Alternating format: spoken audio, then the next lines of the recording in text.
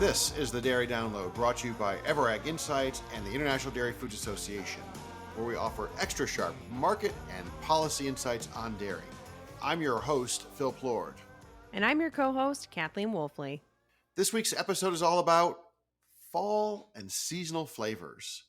The leaves are in full color here in Wisconsin and elsewhere. Our guests are involved with tasty dairy products infused with seasonal flavors. We'll get to that in a minute. But first, Kathleen, where are we now? Well, Phil, CME spot prices as of Friday, October 31st. CME block cheddar closed at $1.77, a penny lower on the week. Barrels finished at $1.81, up 4 cents. Spot butter finished at $1.61, a little less than a penny higher, and the spot non-fat dry milk market closed at $1.13, a 3-cent decline. Phil, what do you think is the most important thing right now? Kathleen, I'm going to go with SNAP funding today. It's Monday, November 3rd. Benefits for the Supplemental Nutrition Assistance Program, often more properly known as food stamps. The benefits were set to go away on November 1st. There's some legal, judicial wrangling going on. I'm not exactly sure of the status as we sit here on Monday morning, but you're looking at basically 22.4 million households, 41.7 million individuals who receive SNAP benefits. The program benefits add up to $7.98 billion per month. That money goes straight into grocery stores, and it adds up to about 9% of grocery store revenue when you look at the data at a very high level. So you have families that need and use the benefits that could be going without. And then, from a commerce perspective, retailers, CPG companies, where this money buys their food and their goods, going without as well. And so it creates substantial questions about how are some people going to feed their families, and then what are the knock-on effects for demand for foodstuffs and business prospects for retailers and packaged food companies. When the COVID emergency sunset went away a few years ago, there was a drop in benefits, monthly benefits. So there were special dollars on top of the regular dollars for the COVID emergency. When we saw that roll back, retailers and CPG companies and the families receiving the benefits clearly noticed. So I think it's a very vulnerable time, a lot of confusion, a lot of politics, obviously, around the issue. So SNAP, most important right now. Well, I'm curious as it relates to SNAP, when we look at the dairy industry vulnerability specifically, do you think it's fluid milk, cheese, butter, things like that? Or is the vulnerability really more center store? Oh, I think again, the data around where this gets spent is not generally publicly available, but you're looking at, maybe as, more than 2 or 3% of the dollars go to fluid milk and SNAP, as, based on old data that we've seen. So no, I think it's a big deal it's a big deal center of the store, but it's also a big deal for fresh products like dairy, meat too. Big deal on meat. Right, exactly. And then there's always the question of, okay, the food banks can fill in somehow. And it seems like funding from states is going into some food banks to try to help support people, but there's only so much cold chain in the food Yeah, and banks. it's just not as easy for the consumer, right? With Right. SNAP, you go to the grocery store and you use your SNAP benefits. It's a little. Again, desperation will create activity, I'm sure. Yes, it's a helpful piece of the safety net, but it's not the same from a commercial perspective. Well, for me, the most important thing is maybe a bit of a broken record, Phil. I think I talked about this on our podcast last time, but I still think declining European mozzarella prices are the most important thing in the dairy markets today. We're looking at EEX mozzarella prices that are in the high 140s per pound. We're looking at CME block prices that are in the high 170s, 6-month future strip in the high 160s, low 170s. And I just struggle to believe that the US exporters will be competitive as we look at first half exports. We hit a grand slam in the first half of 2025, record high exports of cheese. And now we're sitting here today with big growth in milk production, new cheese plants that are up and running, maybe not full steam ahead, but they're chugging along and we're seeing significant growth and output there. we're going to need to find some outlet for cheese, especially if the domestic demand picture remains weak and or continues to weaken given the uncertainty around SNAP. So, as I look at the markets for 2026, I remain concerned around the US cheese market's ability to maintain in the 160 to 185 type range that we have been trading in as European prices continue to move lower. And even if there's something of a recovery in those prices, let's say there's a bounce back to 170 in that European price, it still creates, if what we think we know and what we've seen in the past couple of years is true, even a 175 European market says, well, you got to be less than 150 here to be in the ball game. Maybe those spreads get a little compressed at the lower end of the price scale. Maybe there's other factors at work, but none of it adds up to $1.80 cheese from a U.S. perspective. And so, anecdotally and from just a common sense perspective, that we're shipping today nicely, rolling along against exports that were booked a while ago, and maybe that's why you can feel a little incremental, burst of tightness here, get a little rally here now. But the futures market is discounting the possibilities going forward, and I think appropriately so, because I don't think we're winning the battles. I think we were on a customer call last week or in the past couple of weeks where the customer said, yeah, the phones were ringing pretty regularly. They stopped ringing a month ago from an export perspective. So that's going to be an issue. I'll keep rolling along here with my stat of the week, plus 1.4%. According to Placer AI data, coffee chains saw a 1.4% bump in visits year over year in third quarter 2025. That outperformed the QSR category as a whole, which saw a 3% decline over the same period. But the devil's in the details here. The growth, the 1.4% growth, was due in large part to increasing store numbers, not necessarily increasing visits per location. So, what does this mean for dairy? If you're going to a coffee shop, you're getting a latte, that's helping on the fluid milk demand side of things, right? And as we see, some of the big outlets are leaning into protein. Starbucks is leaning into protein, Tim Hortons as well. But if we're not seeing a broader growth in coffee chain sales or same store visits, that may indicate that there could be a little bit of slippage on the fluid milk side. So people still love coffee, but a little more concerning. Part of the concern is that coffee prices are out of control. There's weather issues in Brazil. There's the tariff questions around Brazilian coffee in the United States. So you have rising costs, generally speaking. But I would say that Starbucks reported at least a better quarterly performance in Q3 than they broke a 6-quarter losing streak of negative same store sales.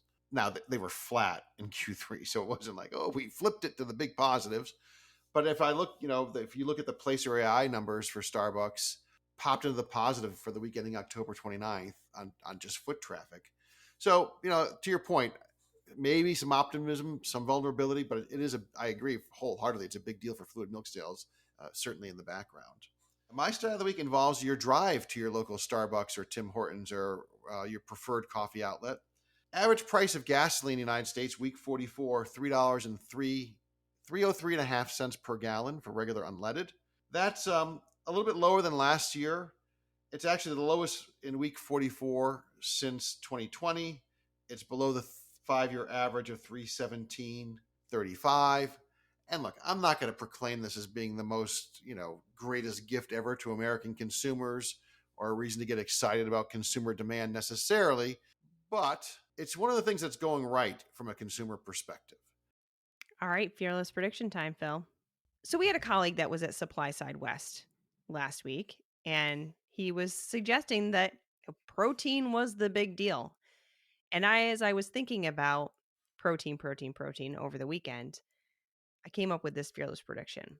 We will see whey protein isolate prices top $13 per pound in 2026.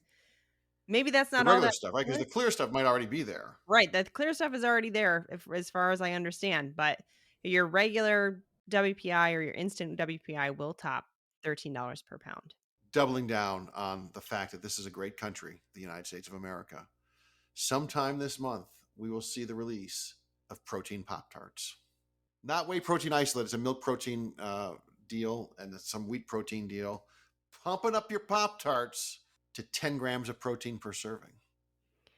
So you and I were talking about this last week.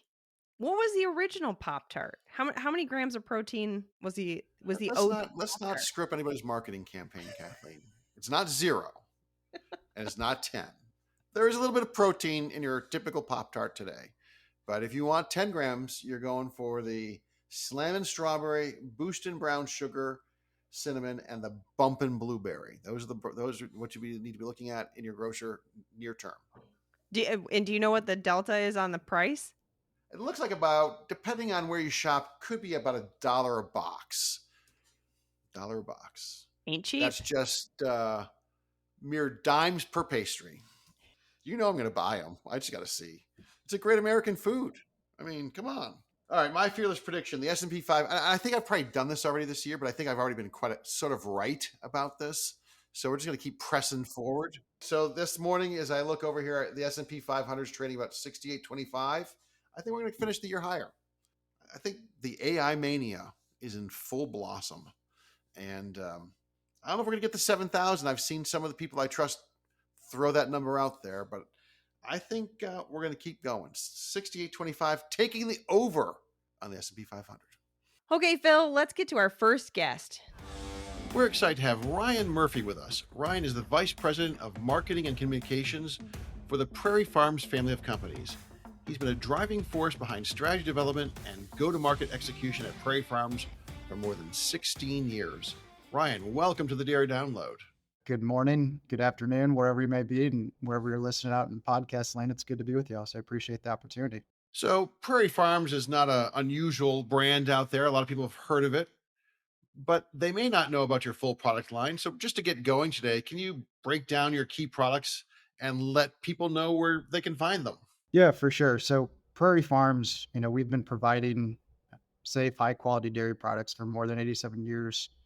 Started out in the Illinois region and have grown kind of contiguously, throughout the Midwest and South. So when you look at the family of our brands as well, too, it extends beyond Prairie Farm. So on the western footprint of our distribution area of Highland Dairy, as well as Belfonte Dairy, which is kind of Kansas City market. So really those items, and there's some unique items in different markets and whatnot. But when you look at the whole and where our company was founded on fluid milk, and since that time, our more than 500 family farmers have really invest in the business to help us diversify in other product portfolios, such as, cheese, specialty cheeses, different creamers, non-dairy beverages as well too. But, the core goes back to fluid milk, cottage cheese, ice cream, sour cream, basically anything dairy. We are producing some capacity throughout the organization. And like I said, we're really proud to be working for our farmer owners for 87 years and continuing to give back and support the communities in a lot of different ways as well. So we also just recently acquired the Smith Foods brand in the Ohio market, which is really exciting for us as we continue to kind of grow over eastward and into Ohio. A lot of really great aligned values with the Smith family over there, and really excited for kind of that onboarding into that market with some different initiatives and kind of bringing them into the Prairie Farms family company. So again, a lot of great things going on in our world today. We're here to talk about seasonal items today, and just very generically, if you're a chip and dip person for your football Sundays, Prairie Farms makes some delicious French onion dips. But more seasonally than that, fall brings out some of the most creative flavors of the year on into the end of the year holidays. What fall and end of year holiday products is Prairie Farms featuring? Really, pumpkin spice is our main kind of fall traditional item. We did used to have a chocolate peanut butter milk. It was phenomenal. We launched that around the Halloween season as well, kind of playing into that.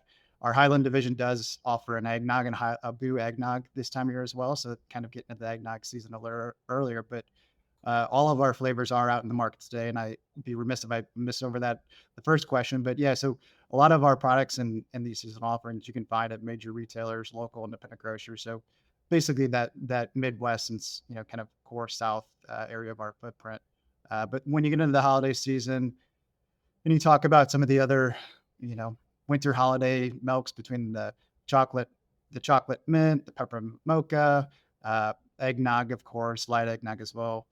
We also have our chocolate custard and holiday custard as well too, which are fan favorites. And again, it's amazing to see the amount of excitement and the retail sales that do come from these innovative items. And we're always looking for innovation, how we can continue to give consumers that nostalgic, celebratory type feel that they're accustomed to having in the fall and holiday season. So Curious, do you think that we've hit peak pumpkin spice? it's funny you say that because every year it seems like it's earlier and earlier. In fact, we were a couple weeks ahead of where we were last year. But even at that, there was people still in the marketplace today with pumpkin spice, and I think we had saw some stuff out there in August. So it's every year it just seems to kind of sneak up on you. But I think consumers want it, and that's again where how can you take in a flavor like pumpkin spice and make it more innovative? But there is a fine balance of innovation and kind of oversaturation as well too. So you can't have pumpkin spice everything. So how do you potentially innovate that flavor into other items is something I think we're always mindful of. So you talked a little bit about eggnog. I also saw eggnog in the grocery store this weekend. Talk to us a little bit about eggnog sales, the patterns of when are people starting to look for it? When do we see peak eggnog demand? Is it really over the Christmas time frame, or do you see it trickle throughout the whole holiday season? Yeah, so like I said, our all of our fall and holiday milks are out in the market today, and it's amazing to see the velocities already have started. We are getting into almost November now, and which is crazy to think Thanksgiving's going to be here in just a few weeks. And it is. I mean, people back in the day, we had talking about innovation. We did have some spring milks. We had a eggnog then under our Peeps deal back in 2015, 2016. That really it sold well. So I think again, it's one of those things where you gotta hit it right. You gotta have the right items. But yeah, eggnog it's it always seems to be a fan favorite no matter when you come out with Peeps and eggnog. I don't know as though I can get on board with that. Yeah, it's an interesting one, and I think when you talk about innovation and quite frankly, when we came out with those items back in 2015, 2016, our Peeps Item Milk, we really, I think we're ahead of our time in a sense of some of the licensing that's taking place today. And I think when you looked at that, I mean, it was a viral sensation. It was on it was on national news. It was on a national TV. I think it was the Jimmy Kimmel show or something.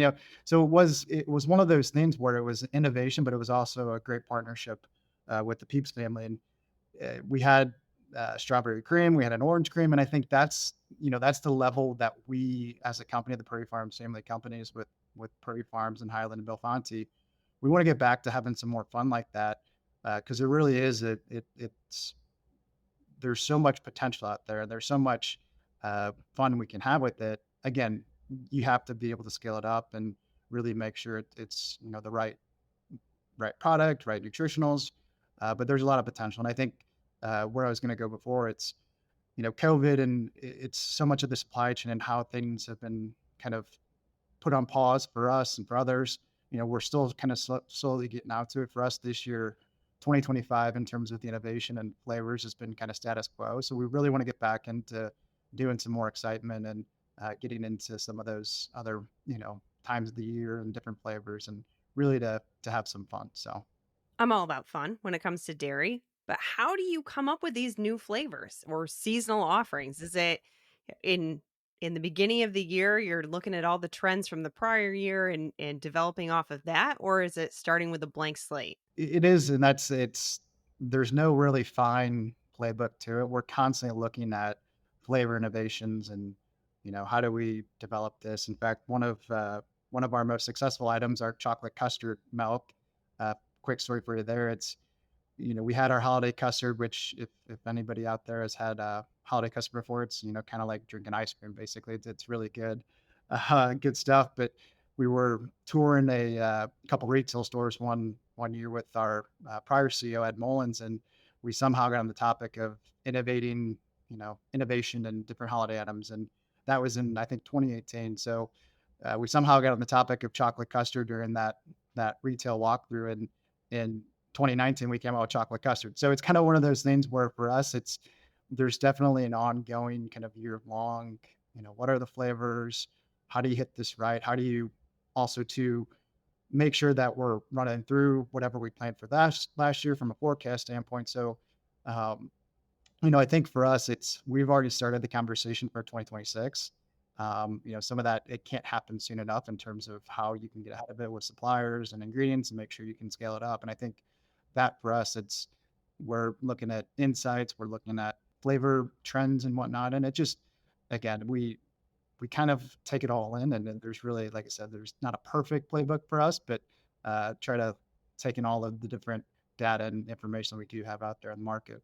Yeah, how do I get a job as a taster for some of these recipes? Baked buttermilk apple cider donuts with cinnamon sugar. That looks like, I mean, Yeah, I want to be at the table to try that someday.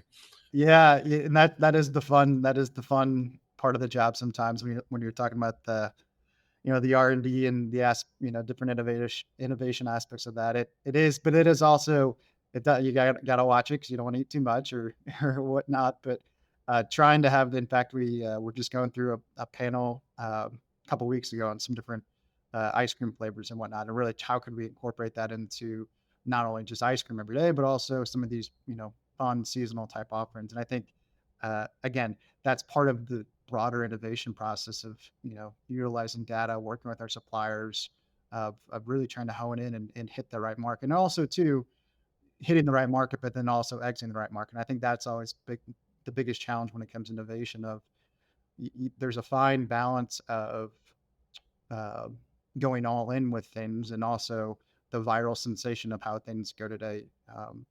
Talk about some of the nutritional trends and some of the different uh, viral sensations, and cottage cheese is a perfect example. Whoever would have thought that cottage cheese would be such a hot commodity today in terms of protein? And it's just something where you gotta do your work on the front end, and also the right planning so it's a successful exit when you're done with the promotion. I have a question that's kind of maybe hardcore marketing or in that marketing arena.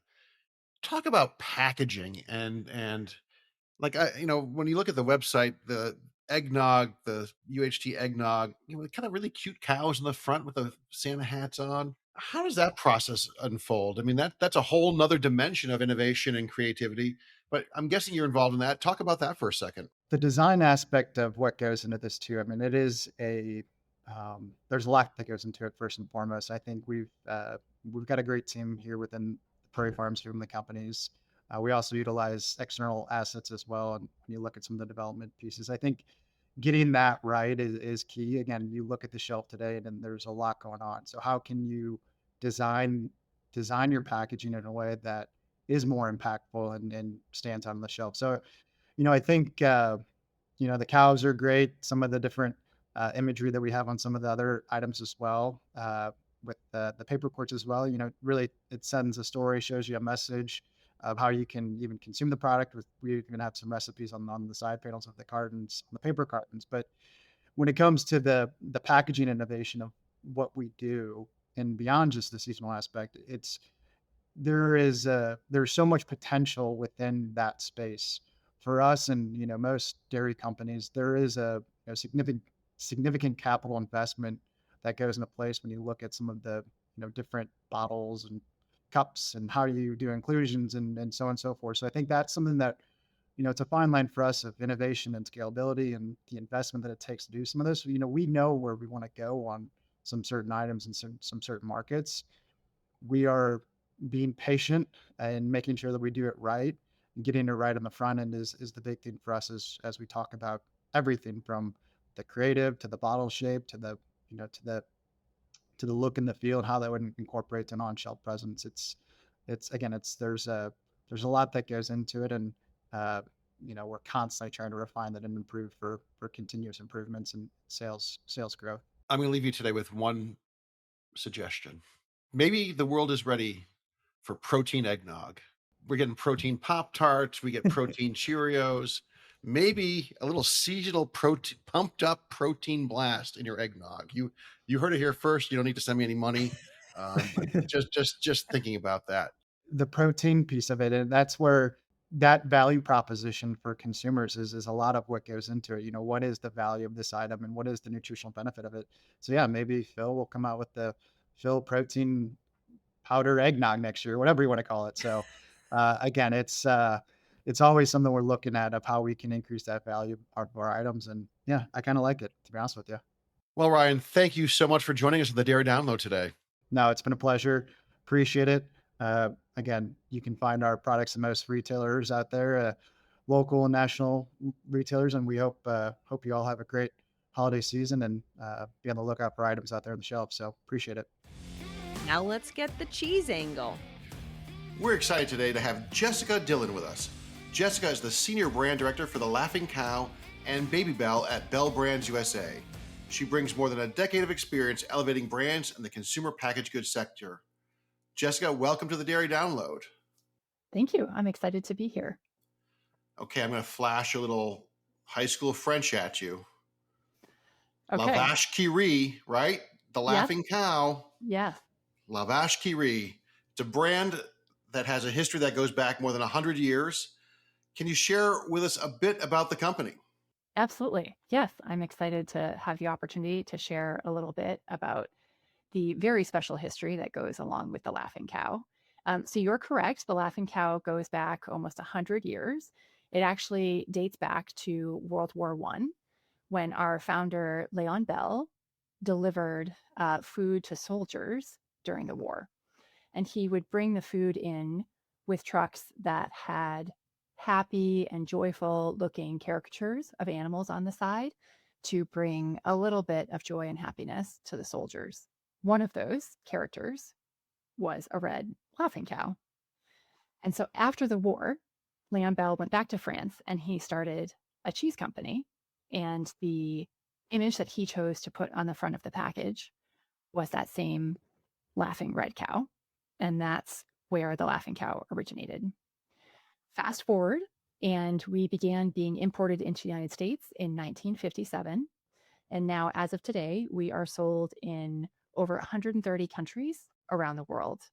The Laughing Cow is globally recognized for this same, although somewhat evolved, laughing red cow, as well as the iconic creamy cheese wedges, which are inside the box.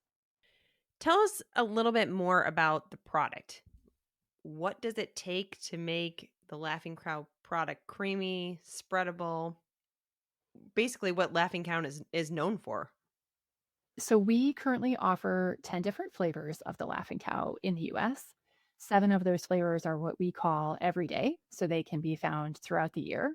And then we have 2 plant-based offerings as well as 1 limited time offering that we are currently selling. But in terms of what actually goes into the product itself, our signature wedge is really the result of craftsmanship and innovation. We blend high quality ingredients with a proprietary process, which allows us to really achieve the smooth, creamy, delicious taste that consumers find in every wedge. All right, Jess, like you said, Laughing Cow products come in a variety of different flavors. I was just poking around on your website and I see pumpkin spice. What goes into the planning and creation of new flavors? Everything for us from a flavor perspective, as well as from an overarching product perspective, it starts with our consumers. Understanding what consumer preferences are, what flavors are in trend, and also understanding what's happening culturally. If you walk the grocery store, particularly different snacking aisles, you are going to see a wide variety of flavors, from things that are sweet to things that are spicy. Also some interesting blends of flavor as well. And so we leverage these trends as well as a ton of data from multiple different sources. We test prototypes internally with our team. We collaborate with culinary experts. And then we also leverage consumers very often to go and have them taste the product to give us feedback to make sure that we are on the right path. For the Laughing Cow in particular, we have the benefit of having a very versatile base. And so we are able to leverage it and to lean into savory flavors, to lean into, for the first time this year, sweet flavors. And so at the end of the day, it all comes back to being able to make sure that whatever flavor we leverage is relevant for our consumers, but also works really nicely with the beautiful creamy cheese base that we are known for. What's the sweet flavor? The sweet flavor, great question, is our newest offering, which is our limited time pumpkin spice flavor, which we just launched this fall. I see 2, 4, 6, 7, or 8 of them here on the website. What's your favorite? Yeah, also a very good question. It's really hard to choose a favorite, but I will narrow it down to two. And they were two of our more recent product launches, one of which is our jalapeno flavor, which we launched in 2024. I think it has just a really nice, I would call it sort of a medium kick and spice, and just pairs really lovely with cucumber, bell peppers, or a cracker as well. And then my second favorite is our smoked Gouda, which we launched this year in 2025. There has been a lot of other smoked Gouda offerings that we have seen, and we believe that we are coming in at the right time with that product. And it's got the perfect amount of smokiness, as well as, again, that creamy cheese flavor, which makes it really great either on toast or also just consumed on its own. So we've seen snacking become more and more popular over the years. How do snacking trends and the Laughing Cow go together? Yeah, it's a great question. We have a lot of consumer data that we have leveraged to make sure that we are very well informed in terms of snacking trends. And I think the most powerful one is that consumers, not only are they continuing to snack, they snack often, but they are snacking more. Snacks are now replacing meals for some people, particularly people who are on the go and incredibly busy. But what consumers are looking for in those snacks is also continuing to evolve. What they are looking for are things that are satiating, but also relatively good for them. And protein as a trend is certainly not going away. What the Laughing Cow can offer is 2 grams of protein per individual wedge, as well as, depending upon the variety, our original wedges will have 45 calories, and then our light, as well as our flavors, have 25 calories. So you're able to have a really delicious wedge of cheese, which has 2 grams of protein and anywhere from 25 to 45 calories. It's also very satiating. And then the additional benefit of the Laughing Cow is that it can be consumed on its own, or it can be consumed as a pairing with something else, whether it's a cracker, a fruit, a vegetable. So it does really nicely align with many of the snacking trends that we are seeing in the US. You mentioned a cucumber earlier. You Yeah. mentioned crackers, which seems obvious. Yeah. What's the most interesting or unusual pairing you've seen, and which one do you enjoy? Oh, that's a really good question. I mean, I think you could pick any vegetable and either dip or spread the Laughing Cow on it. It's incredibly versatile in that respect. I think some of the more interesting pairings are actually when you take fruit and dip it into cheese or spread it on cheese. I think that's still something that isn't maybe as common of a consumer behavior, but the combination of the sweetness of fruit and savoriness of the cheese is a really nice pairing. We also have seen consumers who are very loyal and heavy users of the product use the Laughing Cow as an ingredient, and it is excellent if you mix it in with your scrambled eggs, for example. Yeah, looking at your website, I do see that strawberry topped crackers as a Yeah, snack idea. The stuffed yeah, jalapenos with the Laughing Cow jalapeno also a highlighted appetizer. All great options for for folks that are exactly. looking for a little bit of sweet or spicy. You talked a little bit about pumpkin spice being your first jump into sweet flavors. Talk to us a little bit about the launch of that pumpkin spice flavor. Sure. So, our pumpkin spice flavor just launched this year. It can be found in many grocery retailers across the US. And as we've discussed, it is our first offering that has a slightly sweet flavor, which is, I think, evidence of the opportunity to stretch this brand and expand into new consumer occasions. The pumpkin spice flavor is also different in terms of the products that it pairs really nicely with. So I mentioned vegetables, obviously, for some of our other products, but since pumpkin spice is sweet, it actually goes really nicely on a graham cracker, on a vanilla wafer, on a cinnamon raisin bagel, And it really does take the brand into what I would call more traditional morning occasions, as well as perhaps an afternoon sweet occasion. Another product that seems to me, Jess, that's been very popular and increasingly easy to find are the Baby Bell cheese rounds. You see them at grocery stores, but you see them at convenience stores. You see them just about everywhere. Talk to us about that product and what its appeal is and how that's done for Bell Brands. For sure. Yes. So you are absolutely right. Baby Bell continues to be easier and easier to find no matter where you are, whether you're at a grocery store, at a mass retailer, in the airport, at a convenience store. And that is really due to the nature of that product because it's really a snack for any time, anywhere. It is incredibly portable. It's easy to pop into a lunchbox. It's also really easy to take with you on the go during your commute.